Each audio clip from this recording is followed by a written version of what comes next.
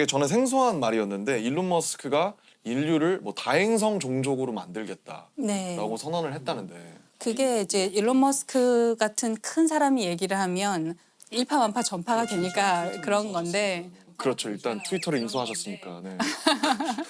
맞아요. 근데 이제 원래 있던 말이긴 한데요. 그러니까 우리가 뭐 멀티 플라네터리 스피시스 이렇게 다 행성 종족이에요. 그러니까 여러 행성을 오가는 여러 행성에 걸쳐서 생존하는 그런 종족인 인간이 우리가 그렇게 돼보자 그런 이제 목표를 가지고 있어요. 뭐 화성에 사람을 이주시키겠다. 그래서 장기간 거주하게 만들겠다 이런 얘기를 하고 있고.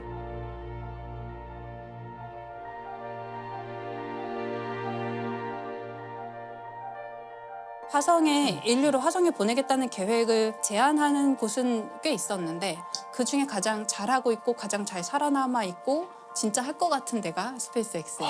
그렇구나. 일론 머스크가 50년 내에 화성에 정착촌을 세우겠다. 네. 그게 가능성이 50년 어느 정도 되는 거라고 보세요? 50년은 좀 도전적인 목표일 것 같긴 한데요. 예를 들어서 스페이스X가 제안하고 있는 개념 중에 우주에서 주유하는 게 있어요. 주유요? 네, 기름을 넣는 거예요. 기름 넣는 네. 거. 아. 왜냐하면 멀리 가려면 또 방향을 많이 바꾸려면 연료가 많이 필요한데 연료는 무겁잖아요. 그게 기름이에요? 우주선 연료도? 네, 등유를 쓰기도 하고 고체 연료를 요즘에 쓰기도 하고 아무튼 그런 이제 우주 공간에서 막 돌아다니려면 연료가 있어야 되는데 연료가 무겁잖아요. 네. 그 무거운 거를 우주로 쏘아 보내려면 또 연료가 많이 필요해요. 그렇군요. 그러면 또 연료를 많이 주면 또 무거워요.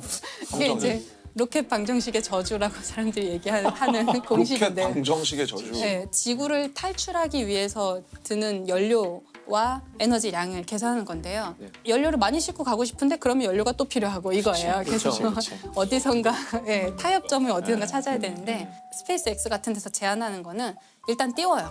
일단 해서 우주공간 띄워놓고 기름만 가지고 있는 연료만 가지고 있는 우주선을 또 띄워서 우주공간에서 도킹을 시켜서 급유를 하는 거예요. 그래서 주유를 해주고 얘는 다시 지구로 돌아오고 그럼 얘는 우주공간에서 이제 더 멀리 갈 수 있는 에너지를 다시 갖게 되잖아요. 미 공군이 사용하는 공중급유기를 우주에서 하겠다는 거죠. 네, 그걸 이제 좀 더 큰 규모로 하려고 하는 거죠. 그래야지 화성까지 가서 화성에서 착륙했다가 뭐 만약에 필요하면 화성에서 다시 돌아올 수도 있고 또 다르게 접근하는 데도 있는데요. 예, 아랍에미리트 연합이라는 이게 나라가 돈이 많아서 그런가요? 그렇죠. 그렇겠죠. 네. 일단 자본이 뭐 네, 거기는 이제 석유로 자본을 많이 가진 나라고 그런데 석유가 한계가 있잖아요. 그렇겠죠. 언젠가는 바닥 날 거란 말이에요. 그러면 석유를 가지고 경제를 부흥시킨 이 나라는 다음 단계를 이제 준비를 미리 해야 대비를 되죠. 해야 돼요. 네. 그것은 개인 과학자의 차원이 아니라 어쩌면 국가 차원의 네. 미래를 위한 대비일 수도 있겠어요. 이 아랍에미리트가 화성에 2117년까지 도시를 만들겠다. 2117년. 네, 2117년까지 이제 그 계획을 2017년에 발표하면서 아, 100년 100년 내에 안에. 하겠다라고 한 건데요.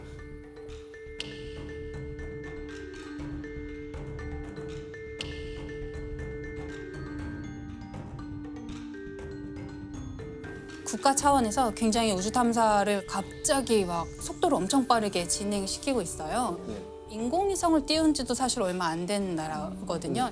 그 인공위성 띄울 때 우리나라 기업에서 기술을 되게 많이 전수해줬거든요. 외부의 도움을 되게 많이 받았던 완전 우주 탐사에서는 신생 국가인데 갑자기 화성에 사람 보내겠다라고 하니까 사람들이 웃었을 수도 있잖아요. 근데 지금 벌써 화성에 탐사선 보냈고요. 아, 보냈어요? 네, 진짜요? 몇 년 만에. 그러니까